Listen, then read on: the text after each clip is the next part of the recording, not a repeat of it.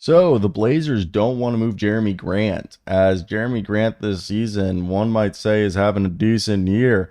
And for me, damn, just dropped my phone. But to me, I'm not surprised by this because our man, Dorian Finney Smith, is a guy that, to me, my apology, Jeremy Grant is a guy who is better than Dorian Finney Smith, and he's better than a lot of these other players. But he's the type of player that did you know the Detroit Pistons deal that he signed a few seasons ago was matched by the Nuggets, but he wanted a bigger role. So the Blazers, according to Jake Fisher of Yahoo Sports, are not seriously entertaining any offer for Jeremy Grant. This is a guy who's averaging 21 points, 3.5 rebounds, 2.5 assists in 33.6 minutes a night through 34 games, Ironman stuff.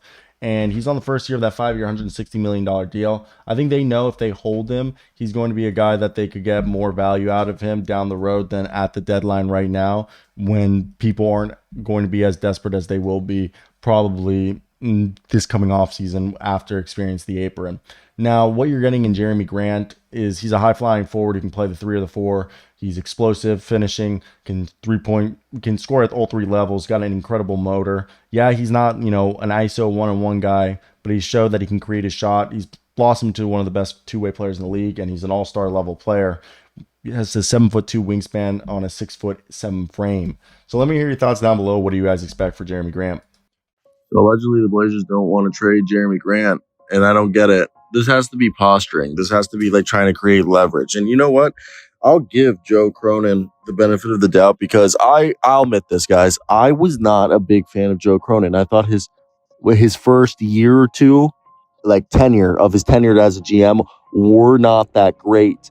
But I really think he's done a great job of correcting himself. And I'll admit, I was harsh on him. But we've all seen the stockpile of picks and players that he got himself through the Dame deal and the CJ McCollum and everything. So, like, I'll give him his moment.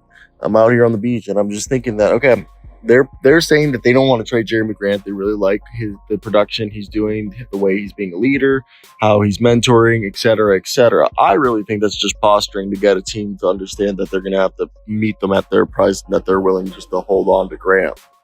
That's what I think it is. Blazers fans, let me hear what you guys have to think. But let's read the report. So this is coming from Danny Marang.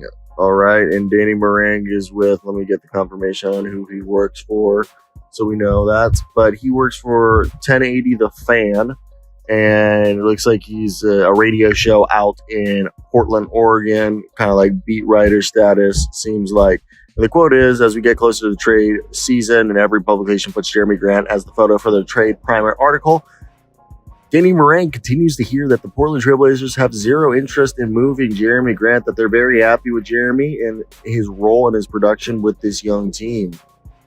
And that's understandable. When you look at a guy like Jeremy Grant this season, Jeremy Grant is having a good one, continue to show that his numbers are not a fluke. Yes, he's been on bad teams for the last 4 years, but the guy who's averaged literally the last 4 seasons 20 points a night is kind of like just that. Like, I actually want to get like the exact stats because it's actually impressive the run that he's been on, as he's one of the better two-way players in the league.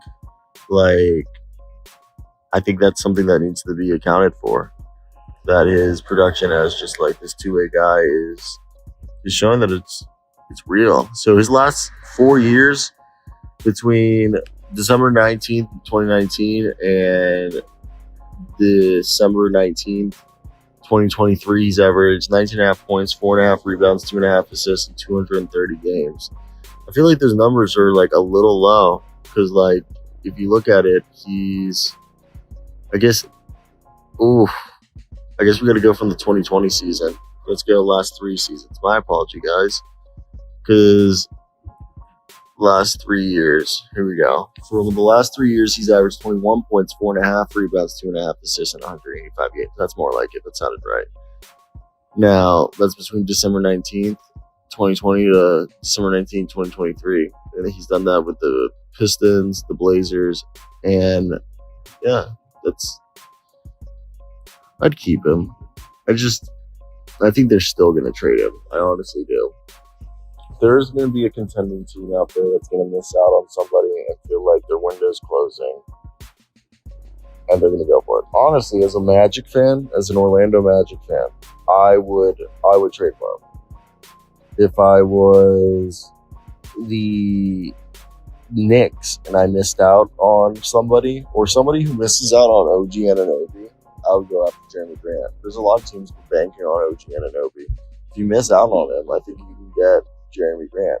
The Knicks, I would trade Evan Fournier. I'm trying to think of another. The easiest deal would be Evan Fournier and Isaiah Hartenstein and like Emmanuel Quickly. Maybe you can give a pick, and that way you have the salary on the books. I just think that's just good, giving you cap like contracts to trade down the road. I don't know, but I expect him to be eventually moved. But it's good that Portland likes him.